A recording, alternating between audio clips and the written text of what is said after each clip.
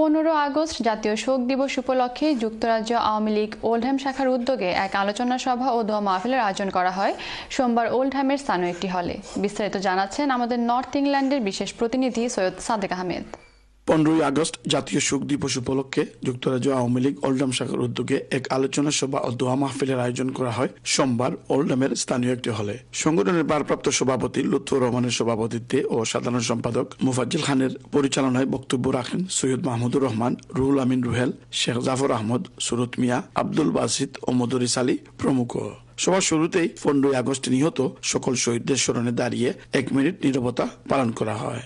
আলোচনায় বক্তারা সম্প্রতি বাংলাদেশের বিভিন্ন স্থানে বঙ্গবন্ধুর ভাস্কর্য ধ্বংস করা, মুক্তিযুদ্ধের স্মৃতি বিজড়িত ধানমন্দির 32 নম্বরে অগ্নিসংযোগ সহ হাজার হাজার আওয়ামী লীগ নেতাকর্মী ও সংখ্যালঘু সম্প্রদায়ের বাড়িঘরে অগ্নিসংযোগ করার তীব্র নিন্দা ও প্রতিবাদ জানান এবং অবিলম্বে আওয়ামী লীগ সভানেত্রী শেখ হাসিনা সহ সকল নেতা কর্মীদের ওপর থেকে সকল মিথ্যা মামলা প্রত্যাহারের জোর দাবি জানান তারা। জননেত্রী শেখ হাসিনা সহ আওয়ামী লীগের লক্ষ লক্ষ নেতা কর্মীর উপর মিথ্যা মামলা দায়ের করা হয়েছে, সেই মামলা প্রত্যাহার করার জোর দাবি জানাচ্ছি।